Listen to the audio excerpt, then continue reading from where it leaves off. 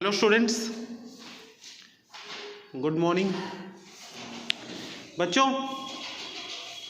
हमारा चैप्टर चल रहा है फाइनेंशियल स्टेटमेंट्स ऑफ कंपनीज और आज हम स्टेटमेंट ऑफ P&L का फॉर्मेट करने जा रहे हैं। फाइनेंशियल स्टेटमेंट ऑफ कंपनीज में पूरा फॉर्मेट आज की वीडियो में हम देखेंगे। तो बच्चों, इस फॉर्मेट को हम शेड्यूल 3 पार्ट 2 बोलते हैं। Schedule 3 part 2। बैलेंस शीट था शेड्यूल 3 पार्ट 1। ये क्या है? Schedule 3 part 2। सबसे ऊपर नेम ऑफ द कंपनी,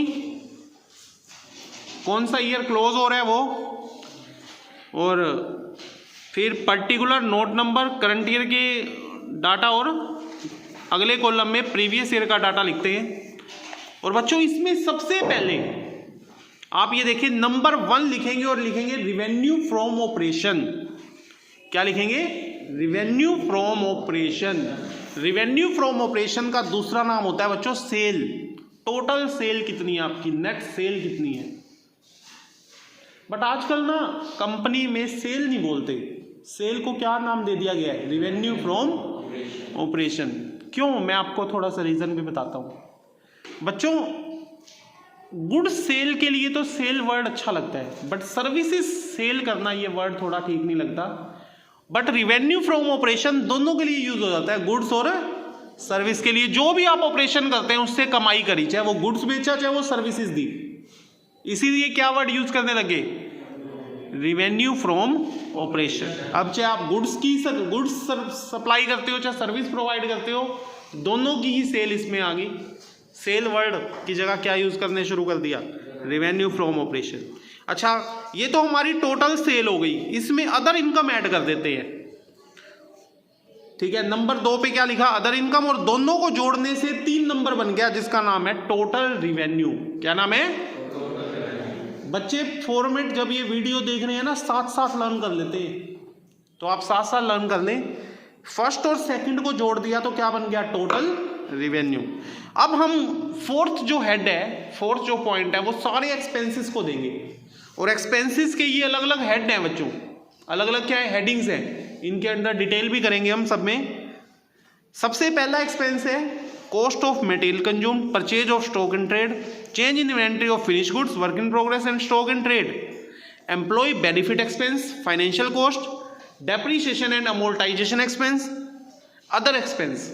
बच्चों, इन ये कितने हैं? 1 2 3 4 5 6 7। इन सातों को जोड़ दे तो टोटल एक्सपेंस हो जाता है। क्या हो जाता है? Total expense. ये टोटल एक्सपेंस ही फोर्थ हमारा हेड है, नंबर 4। ठीक है, अब फिफ्थ हेड पता है क्या बनेगा? प्रॉफिट निकल आएगा। क्या निकल आएगा? वो निकलेगा प्रॉफिट बिफोर टैक्स। कैसे निकलेगा? थर्ड था टोटल रिवेन्यू, फोर्थ है टोटल एक्सपेंस।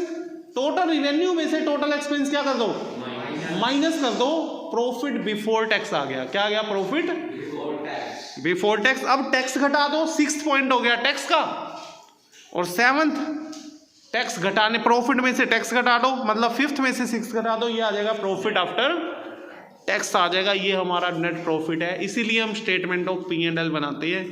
बच्चों, आपने +1 में और पार्टनरशिप में P&L अकाउंट बनाया था, वो एक जैसे थे। कंपनी का P&L ऐसा है, आप देख सकते हैं, बिल्कुल नया फॉर्मेट, वर्टिकल फॉर्म में है ये फॉर्मेट। जैसे बैलेंस शीट वर्टिकल फॉर्म में है, ऐसे ही ये भी किस फॉर्म में है? वर्टिकल फॉर्म में है। बिल्कुल नए तरीके से बनाया हुआ है। इसमें भी प्रॉफिट निकल आता है, उसमें भी +1 में भी क्या निकलता था? प्रॉफिट तो निकलता था।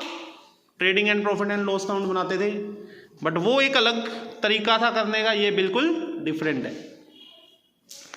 अब हम इनके अंदर, ये सभी हेड थे, ये जितने भी आपने पढ़े सब क्या हैं? हेड। अब इनके अंदर और क्या क्या डिटेल्स अब इसके अंदर पढ़ेंगे। ठीक है, इनको हम सबको हेडिंग बोलेंगे, और जो अंदर होती हैं उनको हम आइटम्स का नाम देते हैं। क्या बोलते हैं? आइटम्स। तो रिवेन्यू फ्रॉम ऑपरेशन में आता है बच्चों, देखो, revenue from sale of product, उसमें से रिटर्न घटा दो। Revenue from sale of service, service में से रिटर्न क्यों नहीं घटाई? कभी सर्विस सुने रिटर्न होती है ना। तीसरा, इसके अंदर एक चीज और आती है, सेल ऑफ स्क्रैप। स्क्रैप क्या होता है? कोई कबाड़ वगैरह बेच देना।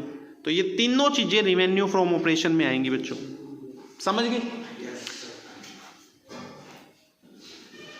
कहता है अगर आपकी कंपनी फाइनेंशियल कंपनी है, कौन सी कंपनी है, मतलब आपका बैंक है, कोई फाइनेंशियल इंस्टीट्यूशन है, तो ये भी रिवेन्यू फ्रॉम ऑपरेशन में आएंगी चीजें, interest income, dividend income, sale of investment, revenue from other financial service, फिर ये भी आरएफओ में आएंगी। बट फाइनेंशियल कंपनी अगर नहीं है आपकी तो वो तीन ही बातें याद रखें, ABC वाली जो है। आगे चलते हैं बच्चों, अदर इनकम। अदर इनकम में क्या आता है, interest income, dividend income, gain on sale of investment. Loss हो रहा है तो इसी में से माइनस हो जाता है, खर्चा नहीं मानते, गेन में से ही लॉस को क्या करते हैं। कभी आप सोचो लॉस को खर्चे वाली साइड लिखेंगे ना। अदर इनकम में और भी आती हैं, rent received, discount received, profit on sale of fixed asset, sale of miscellaneous items, newspaper etcetera, refund of income tax, ये भी क्या है, इनकम है। तो बच्चों ये इनकम के हेड में आएगी, ये सभी हमें लर्न करनी पड़ती हैं, ठीक है। तीसरा है बच्चों कॉस्ट ऑफ मटेरियल कंज्यूम्ड। तीसरा क्या है, कॉस्ट ऑफ मटेरियल। इसका एक फॉर्मूला लर्न करना पड़ता है आपको, क्या है, opening inventory of material plus purchase of material minus closing inventory of material. मतलब opening stock plus purchase minus closing stock, ये हमारा मटेरियल कंज्यूम निकलाता है। अगर आपको जरूरत पड़े तो निकाल सकते हैं, ये भी, इसके छोटे छोटे सम भी हैं, एक आधा कर लेंगे आप, बिल्कुल इजी सम होते हैं ये, खुद भी कर लेंगे, बिल्कुल इजी। उसके बाद है बच्चों purchase of stock in trade. कई बार हम कच्चा माल नहीं खरीदते, बना ऐसा माल खरीदते हैं जो बना बनाया होता है और उसको ऐसे कैसे बेच देते हैं, रेडीमेड गुड्स होता है जो, उसको बोलते हैं purchase of stock in trade, ठीक है बच्चों। फिफ्थ है बच्चों change in inventory of finish goods, work in progress and stock in trade. बच्चों ये चेंज वर्ड का क्या मतलब है, चेंज लगने से क्या क्या एक फॉर्मूला बन गया, ओपनिंग में से आप क्लोजिंग घटाते हैं तो वो चेंज आ जाता है। कितना चेंज हुआ, मान लो ओपनिंग था 50,000, क्लोजिंग है 70,000, तो कितना चेंज हुआ 20,000। तो कैसे आया, ओपनिंग में से क्लोजिंग क्या कर दो, माइनस कर दो, इतना क्या हो गया, चेंज हो गया। तो कोई भी चेंज निकालना है, चाहे फिनिश गुड्स का चेंज निकालना है, चाहे वर्क इन प्रोग्रेस का, चाहे स्टॉक इन ट्रेड का, ओपनिंग में से क्लोजिंग क्या कर देते हैं हम, माइनस कर देते हैं। समझ गए बच्चों, ठीक है। अगर जो डिफरेंस आएगा opening inventory and closing inventory, वो पॉजिटिव भी हो सकता है और प्लस का भी हो सकता है, माइनस का, दोनों ही चेंज है, कोई बढ़ रहा है तो कोई घट रहा है, चेंज तो दोनों में ही हो रहे हैं। उसके बाद है बच्चों 6 point, employ benefit expense. Employ benefit नाम से ही क्लियर है, जो हमारे बिजनेस में एम्प्लॉय काम कर रहे हैं, हम उनको क्या क्या मतलब सैलरी, जो भी उनको बेनिफिट के रूप में देते हैं, उनकी सेवाओं के बदले में हम जो भी उन्हें देते हैं, वो उनके खर्चे हो रहे हैं बिजनेस के लिए। तो एम्प्लॉय को हम क्या क्या देते हैं, wages, salary, bonus, leave encashment, leave देते हैं ना, एक छुट्टी फ्री है आपकी, अगर महीने में एक छुट्टी करते हैं तो फ्री है। कंट्रीब्यूशन टू प्रोविडेंट फंड मिलता है इनको, PF कटता है इनका, ग्रेजुएटी फंड कटता है इनका, सुपरएनुएशन फंड ये भी कटता है, इनकी सैलरी के अलावा ये भी बेनिफिट मिलते हैं। स्टाफ वेलफेयर एक्सपेंस में कैंटीन एक्सपेंस मिलते हैं इनको, आप चाय पी सकते हैं, दिन में 2 टाइम नहीं पीते तो आपको उसके पैसे मिल जाते हैं कई बार। मेडिकल एक्सपेंस मिलता है, मेडिकल एक्सपेंस में अगर आपको कुछ हो जाता है तो मेडिकल के भी खर्चे कंपनी करती है आपकी, कोई भी एक्सीडेंट हो गया बिजनेस में काम करते करते। Expense of ESOS, employ stock option scheme. बच्चों इसका मतलब होता है कंपनीज अपने एम्प्लॉयज को स्कीम देती है कि हम आपके लिए, एम्प्लॉय के लिए स्कीम है कि आपको शेयर सस्ता मिल जाएगा, कंपनी का शेयर। बाहर के लोगों के लिए वही शेयर 200 रुपये का है, तुम्हारे लिए वही शेयर 80 रुपये का है, 120 रुपये का है। तो आप कंपनी के शेयर कम रेट में खरीद सकते हैं, ये आपको कंपनी स्कीम देती है, इसको बोलते हैं ESOS, employ stock option scheme. Employ stock purchase plan भी ऐसा ही होता है, बिल्कुल ये एक जैसे ही हैं दोनों। तो बच्चों ये थे एम्प्लॉय बेनिफिट एक्सपेंस, जिनको आप पढ़ सकते हैं। ये किस हेड के अंदर आएंगे, एम्प्लॉय बेनिफिट एक्सपेंस। उसके बाद है बच्चों 7th फाइनेंशियल कॉस्ट। बच्चों फाइनेंशियल कॉस्ट में क्या आता है, फाइनेंशियल कॉस्ट में जैसे हम लोन वगैरह लेते हैं, उस पर इंटरेस्ट वगैरह देते हैं, तो वो खर्चे सारे क्या होते हैं, फाइनेंशियल कॉस्ट। तो interest paid on term loan bank, interest paid on overdraft cash credit, interest paid on debenture bonds public deposits, और भी इसके अलावा कुछ और खर्चे हो जाते हैं। आप लोन लेने जाओ बैंक में तो फाइल चार्जेस, ये चार्जेस, वो चार्जेस, उसको बोलते हैं अदर बोरोइंग कॉस्ट। क्या बोलते हैं? तो उसमें आते हैं discount on loss on issue of debenture, premium payable on redemption of debenture, loan processing charges, guarantee charges, commitment charges, commission paid for deposit mobilization. ये तो हो गए अदर खर्चे, और ये इंटरेस्ट वाले खर्चे हो गए थे, इंटरेस्ट एक्सपेंस। तो फाइनेंशियल कॉस्ट में दो टाइप के खर्चे होते हैं, एक इंटरेस्ट एक्सपेंस और एक अदर बोरोइंग कॉस्ट। तो बच्चों ये 7th हेड था फाइनेंशियल कॉस्ट। उसके बाद 8th head depreciation and amortization expense. Depreciation आप सभी को पता है क्या होता है।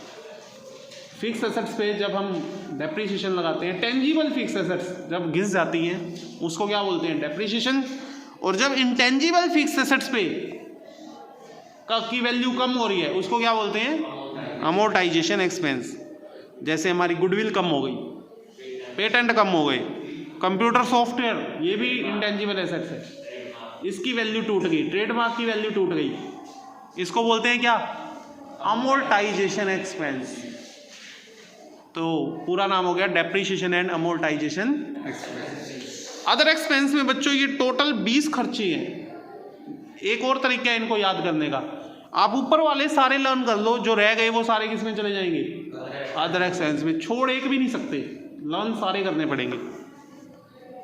तो मैं एक बार पढ़ देता हूँ। Carriage inward, carriage outward, freight, manufacturing expense, rent, rate, taxes, insurance, less prepaid, discount allowed, commission allowed, bad debts, provision for bad debts, repair of machinery, building and other fixed assets, trade expense, administration office and telephone expense, bank charges, loss on sale of fixed asset, director fees, audit fees, conveyance expense, traveling expense, courier expense, telephone and internet expense, entertainment expense, share issue expense, underwriting commission on issue of share। ये सभी क्या है बच्चों? Other expense है। क्या है बच्चों? एक भी क्यों नहीं छोड़ सकते हम? क्योंकि ये आइटम का नाम आएगा पेपर में। पेपर में आएगा बैंक चार्जेस की हेडिंग बताओ, बैंक चार्जेस की क्या बताओ? तो पेपर में आएगा बैंक चार्जेस, आपको हेडिंग बतानी है, इट इज ये अदर एक्सपेंस है। क्या है? 1 नंबर में। समझ में आ गई बात? P&L का फॉर्मेट बैलेंस शीट से इजी है। क्यों? बैलेंस शीट में आपने देखा है 2 चीजें बतानी पड़ती है, हेडिंग और सब हेडिंग। P&L के फॉर्मेट में आइटम का नाम दिया और एक चीज बतानी है, क्या? सिर्फ हेडिंग। तो थोड़ा इजी हो गया, समझ गए बात? तो बच्चों ये था P&L का फॉर्मेट। देखो अब ये एक सम दिया हुआ है, 30th इलिस्ट्रेशन, सारी आइटम्स दे रखी हैं, उसकी मेजर हेड बताओ क्या है? सेल का हेड क्या है? RFO। Interest on public deposit क्या है? Financial cost. वेजेस का एम्प्लॉय बेनिफिट एक्सपेंस। तो ऐसे ये सारे हैं बच्चों। यहाँ ये चैप्टर कंप्लीट हो जाता है। और इस चैप्टर में सबसे मेन चीज क्या है? आप सारे सम देख रहे हैं, ये आइटम्स के नाम दिए हुए हैं, क्या बताओ? हेडिंग और सब हेडिंग। CBSE एग्जाम में ये क्वेश्चन, ये चैप्टर 4 मार्क्स का आता है। 4 आपको कोई आइटम्स दी होंगी जिसकी हेडिंग और क्या बतानी होती है? सब हेडिंग बतानी होती है। अगर आप ये अच्छे से लर्न कर लेते हैं, ठीक है, तो बच्चों उसके क्या फायदा है? आपको 4 नंबर तैयार हो जाते हैं। तो ये सारी हेडिंग, सब हेडिंग, पूरा फॉर्मेट विद डिटेल अच्छे से आना चाहिए आपको, ठीक है। और इस चैप्टर में इतना ही है। अच्छे से आप इन सारी आइटम, हेडिंग, सब हेडिंग को लर्न कर लें। Thank you students, thank you all of you.